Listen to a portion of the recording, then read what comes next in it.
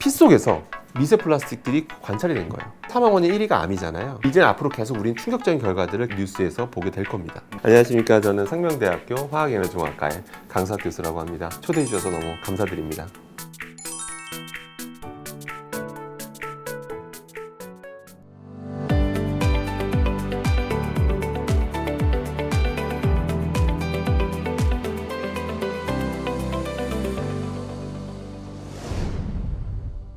실리콘이라는 게 되게 위험한 물질인가요? 접할 수 있는 게 보통 두 가지라고 요즘 봐야 될 것 같아요. 네. 하나는 보통 실리콘 주방용기. 네, 주방용품들 많잖아요. 뭐 뒤집게. 그다음에 또 실리콘 컵이라고 해서 또 이렇게 아이들 키우는 부모님들은 거기다 이제 음식 담아서 아이한테 먹여주거나 주방용품만 좀 말씀드릴게요. 2022년 작년 3월에 충격적인 결과가 나옵니다. 네. 작년 3월에 네덜란드 연구진이 네. 사람 혈액을 조사해봤어요. 한 22명 가지고 실험해봤는데 네. 그중 17명인가에서도 피 속에서 미세 플라스틱들이 관찰이 된 거예요. 22명 중에 17명이에요. 예, 17명에서. 그러면은 거의 한 80% 정도 꽤 높은 비율이 나온 거죠. 그럼 거의 다 나온 거라고 봐야죠. 사실 그 정도면. 이제 본격적 연구들이 이제 전 세계적으로 이제 하고 있거든요. 네. 그럼 이제 앞으로 계속 우린 충격적인 결과들을 계속 뉴스에서 보게 될 겁니다. 예를 들어서 이런 거죠. 혈액속 넘어갔으니까 그러면 이제 예를 들어서 우리가 보통 사람 사망 원인 1위가 암이잖아요. 네. 근데 2위하고 3위가 뭐냐면 2위가 혈관 질환, 심혈관 질환, 3위가 뇌혈관 질환입니다. 네. 보통 혈관이 막히는 그런 게 우리가 2위와 3위가 사망 원인이거든요. 사망 원인의 거의 30%가 암이고 20%가 이제 혈관 질환이라 볼 수 있는데요. 그러니까 10명 중 2명은 혈관이 막혀 죽는 거거든요. 네. 이렇게 넘어간 미세 플라스틱이 혹시 우리 혈관을 막히는데 혹시라도 영향을 준다라는 게 나중에 밝혀질 수도 있는 거죠. 안 밝혀지면 제일 좋지만 근데 사람마다 먹량이 다르잖아요. 지금 그러게요. 사람마다 이런 어마어마한 미세 플라스틱 네. 먹는 지금 페트병에서만 막 몇 개 나온다라고 하니까 나노 플라스틱이 일반 2리터 기준으로 네. 그러면 그런 것들을 먹었을 때 혈액을 많이 넘어간 사람들한테 진짜 영향을 준다라는 게 밝혀질 수도 있는 거죠. 그것 때문에 지금 전 세계적으로 우려를 하고 있는 거고요. 근데 실리콘은 사실 먹어도 되는 거라고 많이 알려져 있잖아요. 전혀 그렇지 않습니다. 그러니까 실리콘 하다 보니까 우리가 모래를 생각하는 거예요, 사람들이. 일단 이것 자체는 사실은 괜찮은 편입니다. 줘야 될 건 뭐냐면 첫 번째, 네. 일단 잔류세제입니다. 그러니까 당연히 이건 세척은 해야 되잖아요. 우리가 쓰고 네. 나면 똑같이 세척하고 나서 그걸 우리가 다시 한번 분석해봤습니다. 혹시 여기에 세제가 좀 남아있지 않을까? 똑같은 조건에서 유리나 스테인레스 소재에 비해서 더 많이 남아있는 것을 저희가 확인했습니다. 그 주방 세제가 그릇에 남아 있다. 네, 맞습니다. 남아있으니까 거기 다시 우리가 음식을 담아 먹으면 세제가 다시 떨어져 나오죠. 그래서 그걸 같이 먹는 겁니다. 제대로 헹구지 않으면 불필요한 계면활성제를 먹게 되는 거기 때문에 그래서 제가 항상 그런 거는 세척에 좀 더 신경 쓰셔야 된다라고 항상 말씀드려요. 주방 세제가 네. 우리 몸에 그렇게 나쁜가요? 주방 세제 주성분은 이제 계면활성제인데요. 네. 지속적으로 들어올 경우 간독성을 일으킬 수가 있습니다. 가급적인 먹으라고 만든 게 아니면 안 먹는 게 제일 좋습니다. 뭐 돌연변이까지 뭐 걱정할 수준은 아닌데 우리가 현재로서는 그러니까 먹어도 크게 지장이 없는 주방 세제는 아직은 없는 거네요. 그러니까 마음껏 먹어도 되는 주방세 그런 건 없습니다. 예, 그런 건 없습니다. 두 번째는 또 우려해야 될 게 미세 플라스틱입니다. 평소에는 크게 걱정할 필요는 없는데 네. 이게 오랜 시간 쓰다 보면 노후화 현상이 일어나요. 점점 이 조직이 약해집니다. 약해지게 되면 그런 상태에서 뭐 뜨거운 걸 담는다든지 네. 뭐 산성물질이 단다 하면 조금씩 조직이 떨어져 나올 수가 있어요. 근데 그게 바로 미세 플라스틱입니다. 물론 이제 그런 미세 플라스틱이 이런 실리콘 플라스틱의 미세 플라스틱의 위해성이 아직 명확히 밝혀진 건 없어요. 네. 근데 불필요한 미세 플라스틱을 먹을 필요는 없거든요. 다른 종류의 플라스틱, 미세 플라스틱의 위험성이 이미 밝혀진 것도 있거든요. 네. 이런 실리콘 플라스틱도 추후에 밝힐 수도 있기 때문에 굳이 불필요하게 먹을 필요는 없겠죠. 그렇기 때문에 결론은 이거를 무한정 오래 영구적으로 쓸 거라고 생각하시면 안 됩니다. 그러니까 정기적으로 교체해 써야 된다고 생각을 해주시는 게 제일 좋아요. 그럼 그 정기적이라는 게 뭐냐가 되게 애매한데 집집마다 사용한 게 다 다르거든요. 그렇죠. 그래서 저는 항상 기준이 좀 더 이렇게 만져봤을 때 물러질 때가 좀 있어요. 그 플라스틱 용기를 만졌을 때 이렇게 말랑말랑해진다. 네, 맞습니다. 좀 더 물러지는 느낌이 좀 더 강해지면 그때 보통 교체 주기로 삼는 게 좋습니다. 환경을 생각한다고 이거를 그냥 영구적으로 쓰려고 하시는 분들이 계세요. 네. 구멍 뚫릴 때까지 쓰게 써보겠다. 근데 그런 건 하지 마시고요. 정기적으로 교체해서 쓰셔야 됩니다. 플라스틱 소재는. 따뜻한 물로 씻으면 혹시 몸에 안 좋은가요? 초창기 때는 뭐 아무 상관없는데 네. 약간 노후화되는 속도를 좀 가속화시킬 수는 있죠. 너무 뜨거운 거.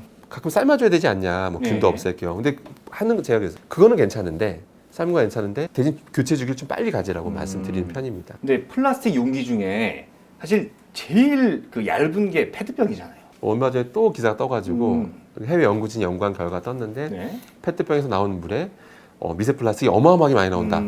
그래서 우리가 페트병 물을 먹는 거는 이제 미세 플라스틱을 과량 먹는 거다. 한 몇 년 전에 네. 해외에서 연구를 했는데 정말 미세 플라스틱이 너무 많이 나온 거예요. 무려 93%의 그런 생수병에서 미세 플라스틱이 나왔다는 그런 결과가 나왔고요. 그 세계보건기구에서 말했냐면요. 네. 뭐 그렇게 나오지만 150 마이크로미터 이상의 미세 플라스틱은 걱정할 필요가 없다.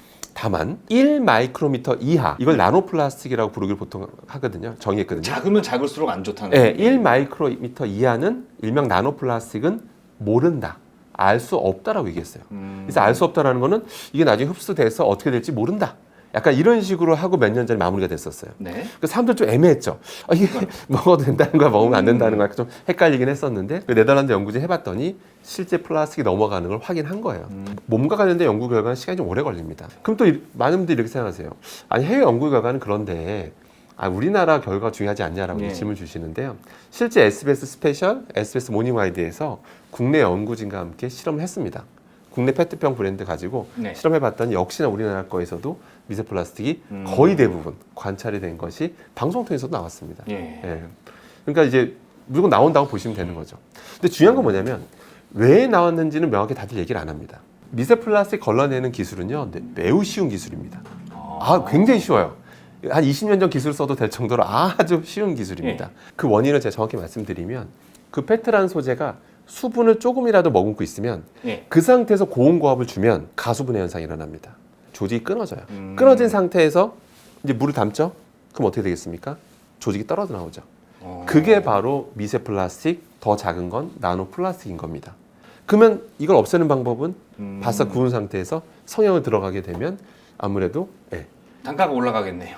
바로 그겁니다. 이게 쉬운 문제는 아니에요. 아직은 이 페트 미세 플라스틱에 대한 어떤 위험성이 명확히 밝혀진 게 아니라 네. 법제화는 못 시키고 있는데, 근데 그걸 만약 법제하게 되면 1,500원, 2,000원 올라갑니다. 만약 시키면 뭐 기업체는 하면 되겠죠. 하면 되는데 이게 결국 이건 다 소비자 부담으로 넘어가는 거고요. 환경을 생각해서라도 이 페트병이 많이 안 쓰는 게 좋습니다. 이건 어쩔 수 없습니다. 그러니까 산업을 생각해서 떠나서 일단 이거는 환경 문제가 너무 심각하기 때문에 특히 어린 아이라면 더 독성을 좀 더 우려해야 되는 것도 맞습니다. 네. 어떤 소재로 된 이런 식기를 사용하는 게 제일 안전하다고 생각하세요? 사실 이렇게 얘기하면 막 실리콘 소재 나쁜 것처럼 얘기될까 좀 걱정은 되는데요. 혹시라도 걱정하시는 분들이 있습니다. 네. 만약 그러시다면 뭐 스테인레스 소재라든지 유리라든지 뭐 도자기 소재라든지 이런 것들을 활용하시는 것도 방법인데, 뭐 실리콘 소재가 나쁜 건 결코 아닙니다. 네. 그러니까 잔류세제만 좀 더 걱정하시면 된다는 뜻이고요. 얼마나 안정하면 네. 그거를 우리가 우리 몸에까지 넣겠습니까? 코에도 넣고 뭐 여기저기 우리 성형 보형물로 그렇군. 쓰는 게 바로 그 폴리실록세인, 일명 실리콘이라 불리는 그런 플라스틱이라 보면 됩니다. 근데 실제 요리할 때도 평생 크게 걱정할 필요는 없어요. 네. 심지어 거기다가 예를 들어서 뭐 적당히 뭐 약 적당한 100도 정도의 뜨거운 음식이 담겨져 있다든지, 네. 뭐 산성 물질이 닿는다든지, 염분이 많은 음식이 닿는다든지라고 해서 거기서 뭐 유해한 화학 물질이 나와서 그걸 먹으면 우리가 뭐 죽는다든지, 뭐 밤이 생긴다든지 그런 거 아닙니다. 굉장히 안전한 물질인가요? 굉장히 안전한 편인 거 맞습니다. 그러니까 우리 몸에 넣는 거겠죠. 넣는 거고요. 실리콘은 문제가 없지만 세제만 잘 닦자. 그냥 좀 많이 헹구면 괜찮은 건가요, 그럼? 그러니까 일반 식기세척기 들어온 정도로도 부족할 수 있고요. 네. 약간 이렇게 헹굴 때 뽀드득한 느낌이 날 때까지 헹궈주는 게 좋고요. 아니면 저는 그래요. 실리콘 소재들만 따로 모아놓고 네. 그냥 별도 세제, 그냥 보통 우리가 친환경 세제라고 불리는 뭐 베이킹 소다라든지 뭐 밀가루라든지 네. 쌀뜨물이라든지 그런 걸로 세척할 수도 있거든요. 저는 오히려 그런 먹을 수 있는 걸로 세척하라라고 또 말씀드리기도 합니다. 이 주방 세제가 그릇에 남는 잔류 세제 걱정하시는 분들이 많거든요. 네, 맞습니다. 주방 세제를 대체할 수 있는 것들이 좀 어떤 것들이 다시 한번 설명해 주시죠. 주방 세제 대체할 수 있는 거, 일단은 일반 우리가 쓰는 주방 세제가 세척력은 정말 좋습니다. 그건 이미 검증 끝난 거고요. 너무 훌륭한데, 근데 실리콘 소재만큼은 어느 정도 초벌이 끝났으면, 일반 주방 세제 초벌이 끝났으면, 그 다음에 약간 좀 마무리 같은 거는 약간 친환경 세제, 먹을 수도 있는 뭐 베이킹 소다라든지 뭐 밀가루 품물이라든지 쌀뜨물이라든지 이런 걸로 한번 헹궈주는 것도 한 방법입니다.